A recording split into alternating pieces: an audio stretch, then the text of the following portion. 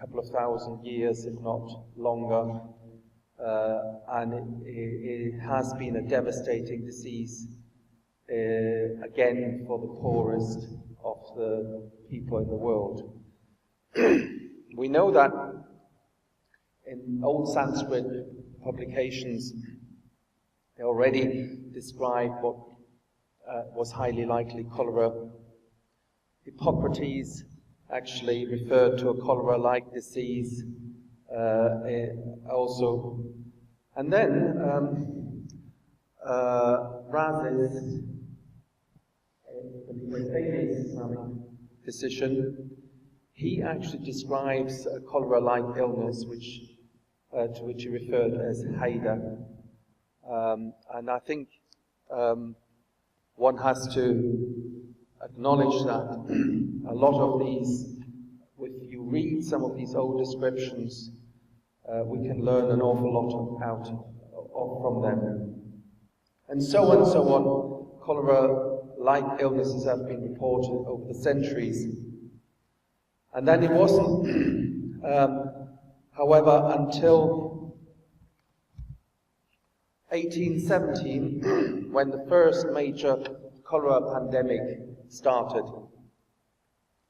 And I mention again them because the reason is not to say that I think we're now still on the 6th pandemic, but it is, these pandemics have spread through, they didn't know any country borders, they didn't know any continental borders.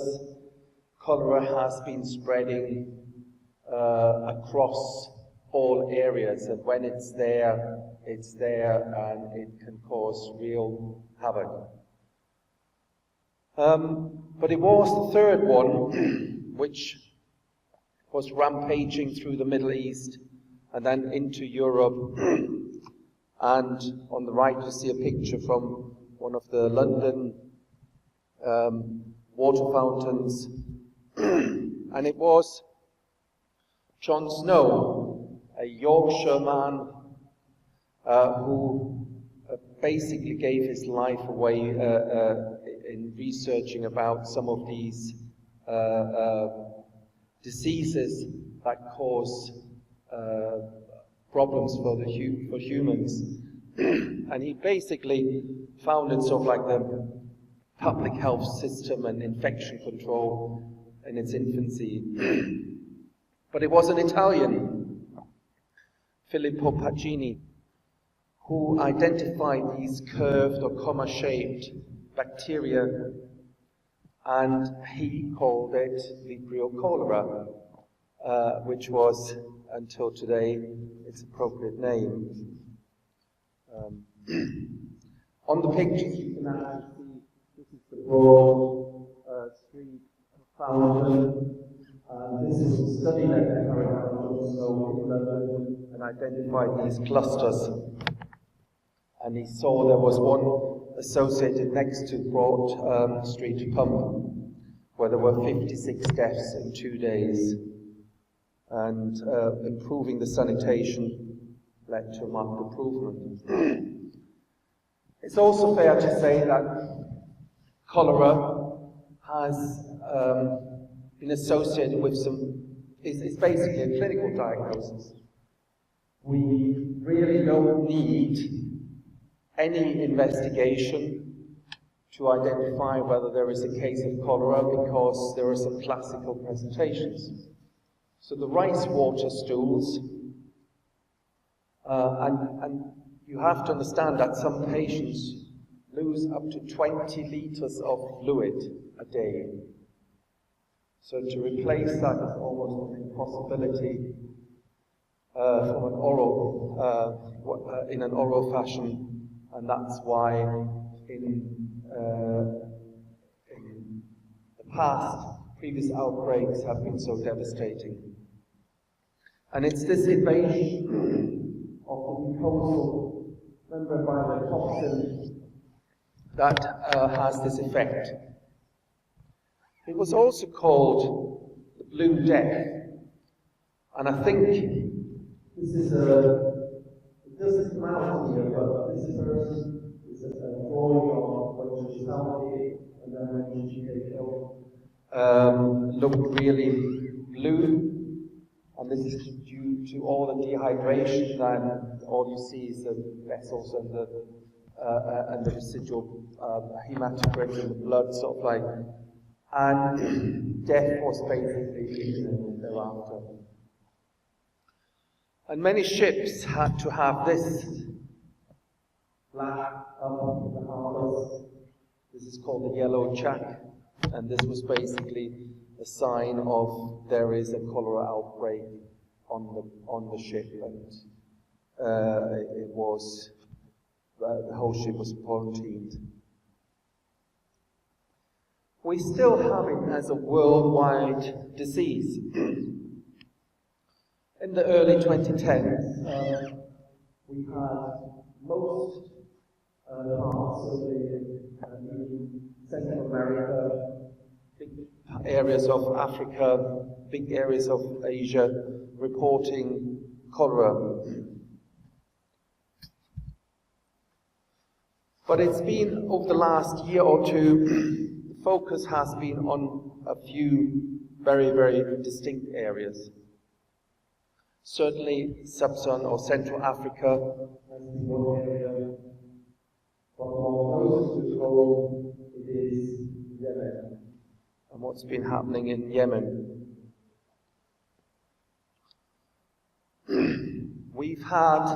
Yemen has, as of 2018, become the biggest cholera outbreak in the world. The numbers have been above 1 million.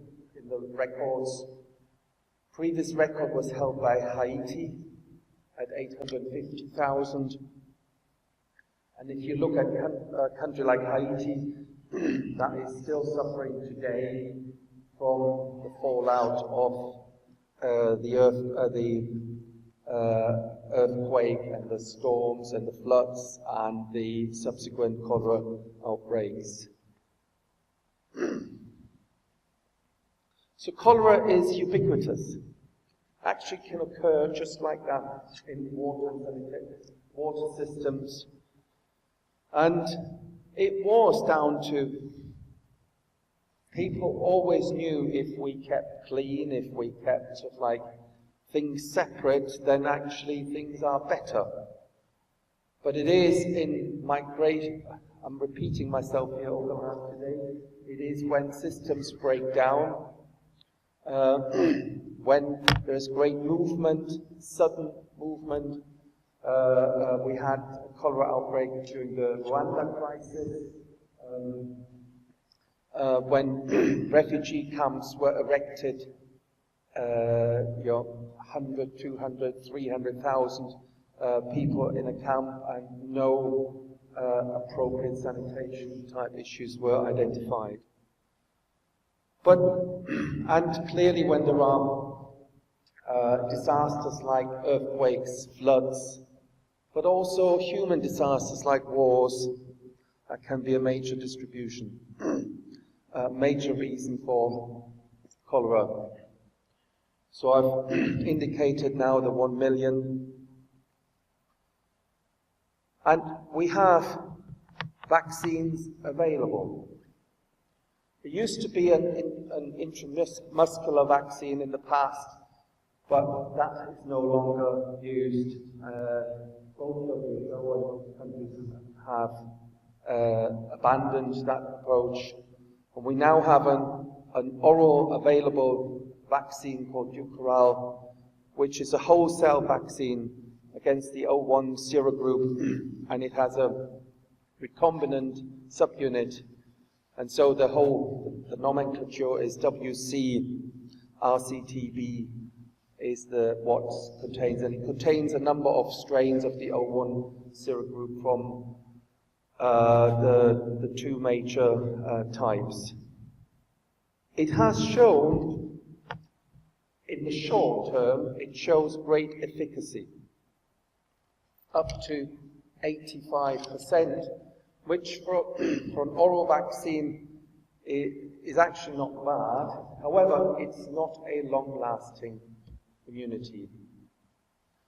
And we know that the efficacy drops to 50 to 60% after 2 years, and therefore you need to continue giving booster doses.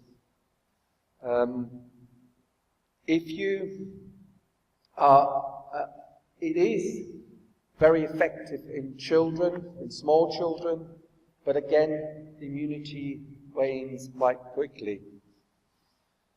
It's licensed however, only in about 60 countries, which is, I presume, because there is a cost issue attached to it, and because cholera is not a disease that occurs, every day. It is a disease in an outbreak situation.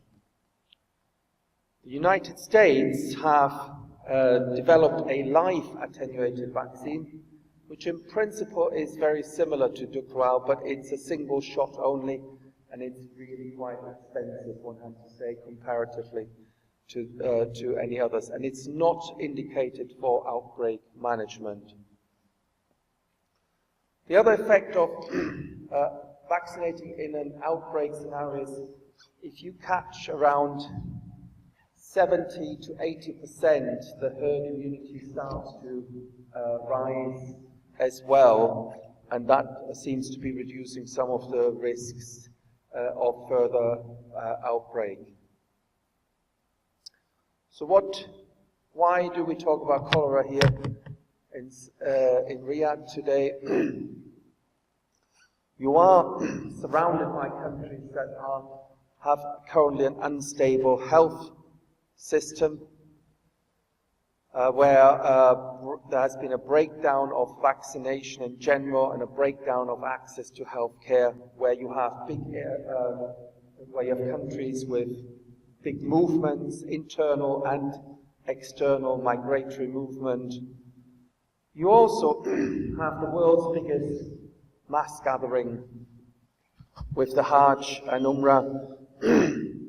And as we heard yesterday, you have only the meningococcal vaccine as a obligatory, mandatory vaccine, and then depending on where you come from, yellow fever, flu, polio vaccine are added too.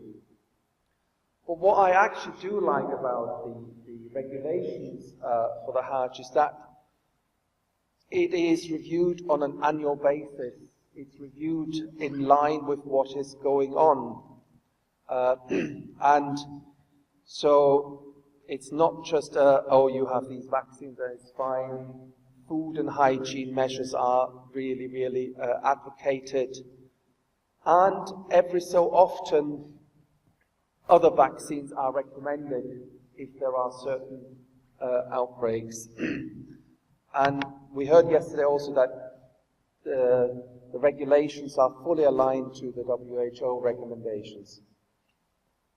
And if you think with so many people gathering, actually the events or the sort of like the disease ratio is actually quite minimal, one has to say, in that. So I think, and I'm sure if somebody comes currently from an area where there's an outbreak of cholera, the regulations would take account of that. Oops. So this is about cholera, is about vaccines in outbreaks. I come from a country where people use cholera vaccine because, I'm going on holiday or whatever. And I'm really not an advocate of the vaccine itself, other than for when you're either working as a healthcare professional in an outbreak scenario, or when you want to use it to create as a mass vaccination. This requires stockpiling. We're talking about millions of doses that have to be given. And for whatever reason, it's one of the vaccines where there are stockpiles around. So, we've got two of the biggest vaccine manufacturers here with Pfizer and GSK. And each of us in here is experiencing problems with availability of certain other vaccines. So if we can get it right, for cholera, why can't we get it right for all the other vaccines that we're trying to promote? Just as another stab against, but I think we have a joint responsibility. Believe it or not, but cholera vaccine is used in some countries as a traveler's diarrhea type vaccine. There appears to be some minor evidence, and certainly in North America it's highly promoted to be used because you can make money out of it. And it's certainly been inappropriately used, and I completely, we should use vaccines when they are appropriate. So, I'm making up time here. A summary is, the cholera vaccine is an inactivated vaccine. It is safe. It's been used, millions of doses, both in Yemen now and in Zambia and Malawi recently. But unfortunately, I think it's still not the best vaccine. And it's coming back to what Professor Aladino said with regards to we need vaccines that are efficacious, longer lasting. There is something about cholera where the strain hasn't changed, we're still on the same strain. We should be able to produce vaccines that do not require to be boosted every year, every other year, to be successful. Luckily, there are stockpiles around, there is good resilience, but ultimately, I think it's one of the areas where it's a concerted effort of politicians, of the industry, of us clinicians, and the public to make sure that we raise the importance of vaccines in general. Thank you.